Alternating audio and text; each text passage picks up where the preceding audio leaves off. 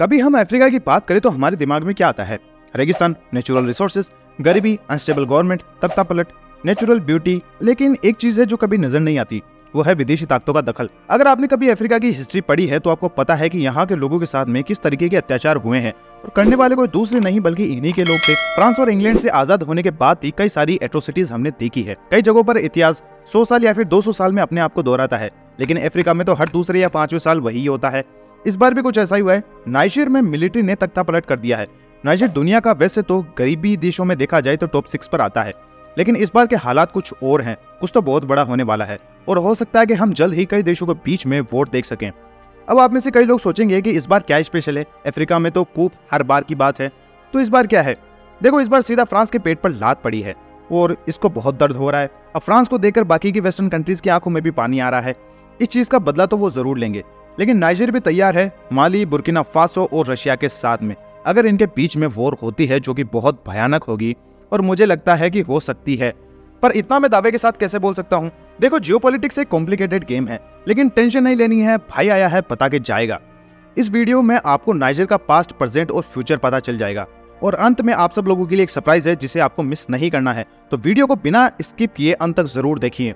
नमस्कार, आप देख रहे हैं जियोपॉलिटिक्स विद एनालिसिस। इस वीडियो को हम 5 पॉइंट में समझेंगे। पहला, आखिरकार चल क्या रहा है नाइजर में। दूसरा, इसमें रूस का रोल कैसे और क्यों। तीसरा, नाइजर के साथ कौन और क्यों। चौथा, फ्रांस की सोने की मुर्गी और बाकी वेस्टर्न कंट्रीज के अंडे। और पांचवा, क्या वाकई में वॉर होगी और इंडिया का इसमें क्या रोल है।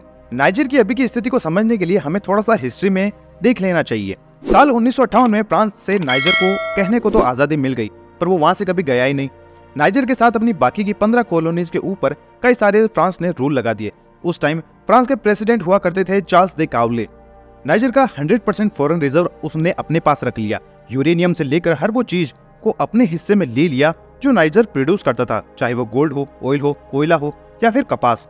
ये सब फ्रांस ने किया अपनी एक ट्रिक से, CFA फ्रैंक करेंसी, जो आज भी इन देशों में लागू है। इस करेंसी को सिर्फ फ्रांस ही कंट्रोल करता है। 3 अगस्त 1960 में नाइजर को ऑफिशियली एक देश बना दिया गया। पहले राष्ट्रपति बनते हैं हमानी दियोरी, जो कि फ्रांस का ही एक पपेट प्रेसिडेंट था। दियोरी ने कभी भी अपने देश का भला चाहा ही नहीं। नाइजर में एग्रीकल्चर एक बहुत बड़ा मार्केट हुआ करता था, लेकिन उसने इसे पूरी तरीके से खत्म कर दिया और सब लोगों को माइनिंग में लेबर वर्कर में लगा दिया। दबा के नेचुरल रिसोर्सेज को एक्सप्लॉइट किया और फ्रांस गवर्नमेंट की जेबें गर्म की और खुद की भी। जनता भूख से मरने लगी, लेकिन दियोरी को जैसे कुछ सुनाई ही नहीं देता था। इन सब से परेशान होकर पहला मिलिट्री कूप होता है। 17 नवंबर 1974 को सियानी काउचे ने हमानी दियोरी को उखाड़ फेंका। शियानी उस वक्त पर आर्मी का हेड हुआ करता था और खुद प्रेसिडेंट बन गया। जनता बहुत खुश हुई कि चलो दियोरी गया, अब कुछ ठीक होगा, लेकिन ये तो सिर्फ शुरुआत थी। शियानी ने मिलिट्री राज को इस तरीके से गाड़ दिया कि नाइजर को एक शमशान घाट बना दिया। शियान एक क्रूर तानाशाह था। वो और उसके लोग नाइजर के रिसोर्सेज को अपने फायदे के लिए फ्रांस को दे रहे थे, और जनता की हालत और भी ज्यादा खराब हो गई। भूख से मरने वालों की संख्या लगातार बढ़ने लगी। मिलिट्री के विरोध में कई सारे मिलिशिया ग्रुप भी बन गए जो कि मिलिट्री पर अटैक करते थे और खुद मारे जाते थे। नाइजर मानो एक कंकाल का शहर बन गया था, लेकिन ये कुछ भी नहीं था, और भी बुरा वक्त अभी आना बाकी था। 10 नवंबर 1987 सियानी पेरिस के एक हॉस्पिटल में मारा जाता है और उसकी जगह पर अली साइबो ने ले ली थी। ये इससे भी बड़ा कमीना था, और बाकी जितने भी आए वो सब एक से बढ़कर एक थे, लेकिन इन सब में एक चीज कॉमन थी। पता है क्या? फ्रांस का नाइजर के सभी नेचुरल रिसोर्सेज पर कब्जा करना और उसे एक्सप्लॉइट करना। जो भी head of the state France की बात नहीं मानता था, उसे फ्रांस उसके विरोधी दलों को पैसा देता था, और आतंकवादी हमले, राइट्स, मास शूटिंग, खाने के गोदामों में आग लगा देना, लोगों को बेवजह मारना, आईएसआईएस, बोको हराम, अलकायदा जैसे आतंकवादी गुट को बैकडोर से एंट्री देना। अगर ये सब आपको झूठ लगता है तो मैं इसके ऊपर वीडियो बना सकता हूँ। अगर आप मुझे कमेंट में यस लिख देंगे और चैनल को सब्सक्राइब कर देंगे तो आपको ये वीडियो देखने को जरूर मिल जाएगा। साल 2 अप्रैल 2021 मोहम्मद बाजूम वो पहले प्रेसिडेंट थे जो जनता से चुनकर आए थे, और इनके ऊपर भी फ्रांस का ही हाथ था। इन्होंने काफी अच्छा काम किया। गर्ल्स एजुकेशन, नाइजर की बर्थ रेट को कंट्रोल करना, ओपोजिशन पार्टी बनाने की अनुमति देना, और भी कई सारे काम। साल 2022 से लेकर 2023 में फर्स्ट टाइम नाइजर की जो इकोनॉमी है वो 7% से ग्रो की थी, लेकिन ये किसी और को मंजूर नहीं था। अब थोड़ा सा नाइजर के पड़ोस में देख लेते हैं। ये जो आप लाइन देख रहे हैं, जिसे साहिल रीजन बोला जाता है, कहते हैं कि दुनिया में सबसे ज्यादा गरीबी, आतंकवाद और तख्ता पलट यहीं देखने को मिलता है। बात करें नाइजर की तो ये एक लैंडलॉक कंट्री है, जिसके नॉर्थ वेस्ट में अल्जीरिया, नॉर्थ ईस्ट में लीबिया, ईस्ट में चैड, साउथ में नाइजीरिया, साउथ वेस्ट में बुर्किना फासो और वेस्ट में माली है। इन सभी देशों का इतिहास लगभग सेम ही है। वहीं दुनिया भर के रिसोर्सेज, गरीबी, करप्ट सरकार, वहीं मिलिट्री कूप और दुनिया भर का आतंक। लेकिन अभी क्या चल रहा है? नाइजर पिछले कुछ सालों से अलकायदा, बोको हराम और ISI का गढ़ बन चुका है। यहाँ की आबादी 24.4 मिलियन है। हर 5 में से 2 लोगों की दिन भर की जो कमाई है वो $2 है। इसका मतलब है एक साल का $785। आप इसे यूँ समझिए कि यूनाइटेड किंगडम के हर एक आदमी की जो इनकम है वो $47,000 के आसपास है साल की। अब आप अनुमान लगा सकते हैं। 99.3% आबादी मुस्लिम है, जिसमें से 86% सुन्नी है और बाकी जो बचे वो शिया मुसलमान हैं। और ये हमेशा आपस में लड़ते रहते हैं। 26 जुलाई 2023 यानी पिछले ही महीने प्रेसिडेंट बाज़ूम का तख्तापलट कर दिया जाता है नाइजर के head of the president guard के द्वारा, जिसका नाम था अब्दुर्रहमान रिहानी। जुंटा जो कि एक मिलिट्री ग्रुप है। जुंटा ने कहा था कि पिछले कुछ सालों में बाज़ूम नाकाम रहे हैं नाइजीरिया के इस्लामिक टेरर को रोकने में, जबकि असलियत तो यह है कि मिलिट्री ने खुद ही इन सब लोगों को बैकडोर एंट्री दी थी, जिसमें रशिया भी कहीं ना कहीं शामिल था। कूप होने के तुरंत बाद जनता सड़क पर आ गई, कूप को रोकने के लिए नहीं बल्कि मिलिट्री का सपोर्ट करने के लिए। देखो, कूप इतनी आसानी से नहीं होते हैं। इसके लिए कई महीनों पहले ही मिलिट्री ने लोगों के बीच में फ्रांस के एक्सप्लॉयटेशंस और सरकार में आतंकवाद की नाकामी की बात को जनता के बीच में फैला दिया था। इसके बाद लोगों ने नाइजर की कैपिटल नियामी में फ्रांस की एम्बेसी में तोड़फोड़ कर दी और जगह जगह पर फ्रांस के झंडों में आग लगाना शुरू कर दिया। अब इन सब चीजों के बीच में फ्रांस का रोल क्या है? लोग सड़कों पर फ्रांस के फ्लैग जला रहे थे, लेकिन साथ में जो रशिया के फ्लैग्स थे उनको लहरा रहे थे और फ्रांस को भर भर के गालियां दे रहे थे। अब आप थोड़ा सा क्रोनोलॉजी समझिए। रूस के वैगनर ग्रुप के बारे में आप सब लोगों ने जरूर सुना होगा। ये रूस की कोई आर्मी नहीं है, बल्कि ये पुतिन के खास बावर्ची यानी प्रिगोजिन की प्राइवेट मिलिट्री है, जो पुतिन के कहने पर दूसरे देशों पर हमला करते हैं। और ये पिछले कुछ सालों से Mali, Burkina Faso, Sudan, Nigeria, Central Africa of Republic और साथ में लीबिया, कोंगो, लाइबेरिया, सेनेगल में भी अनऑफिशियली तौर पर मौजूद है।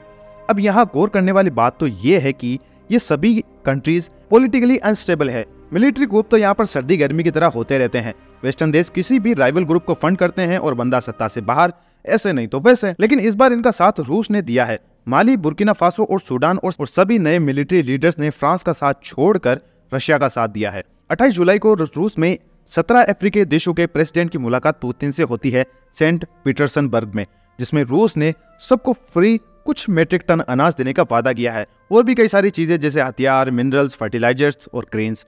कई लोगों का सवाल होगा कि पुतिन और प्रिगोजिन की तो लड़ाई हो चुकी है। मई में ही तो प्रिगोजिन ने रूस पर हमला बोल दिया था और फिर बुल्गारिया के प्रेसिडेंट ने इन दोनों के बीच में सुलह कराई थी। नाटक देखा है कभी? ये नौटंकी से कुछ कम नहीं था यार। प्रिगोजिन के पास सिर्फ 50,000 लोग हैं और पुतिन के पास क्या है ये मुझे आपको बताने की जरूरत नहीं है। पुतिन चाहे तो यूक्रेन को सिर्फ 2 दिन में जीत ले और ये सारी वेस्टर्न कंट्रीज बस देखते ही रह जाए। अब सवाल ये है कि पुतिन ये सब क्यों कर रहा है? देखो, इस वॉर में पुतिन का बहुत नुकसान हुआ है। वो अलग बात है कि रूस की इकोनॉमी 5% से भी ज्यादा इस साल ग्रो करेगी, पर ऑयल को लेकर बहुत ज्यादा नुकसान उठाना पड़ा है। ये सब अमेरिका और यूरोपियन देशों की वजह से हुआ है। अब EU के देशों की इकोनॉमी अफ्रीकन देशों के ऊपर काफी ज्यादा रिलाई करती है।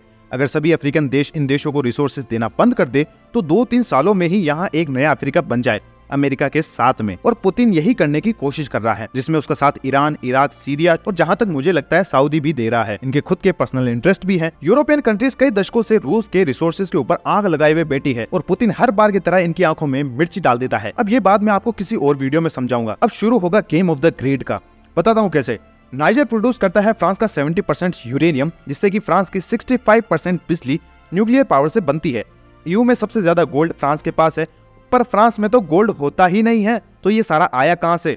इन्हीं अफ्रीकन देशों से। आपके सामने एक चार्ट है जिसमें US और फ्रांस के पास में 56 न्यूक्लियर रिएक्टर और अमेरिका के पास में 93 है। ये टॉप 2 प्लेयर है। इनको चाहिए यूरेनियम बिजली के लिए और फ्रांस तो 15% अपनी बिजली दूसरे देशों को बेचता भी है, जिससे कि वो मोटा पैसा कमाता है। और अफ्रीका को क्या मिलता है? बाबा जी का आशीर्वाद। अगर किसी तरीके से रूस और चीन कामयाब हो जाते हैं तो पूरा EU बर्बाद हो जाएगा। अब एक बात बताओ, क्या है इनके पास में? न गोल्ड है, न कोयला है, न डायमंड्स है, न पेट्रोल है और न ही मिनरल। पर अगर स्टोरेज की बात आए तो EU देश सबसे आगे होंगे। सोचो, जिनकी इकोनॉमी इन्हीं के ऊपर चलती है, अगर वही ना हुए तो। इसी बर्बादी को रोकने के लिए जल्द ही इन देशों के बीच में बातचीत होने वाली है और शायद कोई सॉल्यूशन न निकले और जल्द ही हम एक वोट देख सकें, क्योंकि इस बार रूस शामिल है। EU देश शायद आतंकवाद का सामना न कर पाए, लेकिन रूस कर लेगा। वो क्या है ना कि रूस ह्यूमन राइट्स और इक्वलिटी जैसी गंदगी नहीं मानता। रूस सब टेररिस्ट ग्रुप का बाप है। अब यहाँ पर कोई मुझे अफगानिस्तान का एग्जाम्पल नहीं देगा, उसमें रीजंस कुछ अलग थे। अब लास्ट सवाल, इंडिया इन सब में कहाँ है? वो देखो, वो जो कोने में बैठा है। हाँ, अरे वही, हाँ वो इंडिया है। हाँ, वो खड़ा खड़ा देख रहा है बस। कुछ होगा तो बीच में वो जरूर बोलेगा, अगर कुछ बोलेगा तो वीडियो का सेकंड पार्ट तो जरूर आएगा। तो आज के वीडियो में बस इतना ही। मैं मिलता हूँ फिर आपसे एक और इंपॉर्टेंट टॉपिक के साथ में। तब तक देखते रहिए जियोपॉलिटिक्स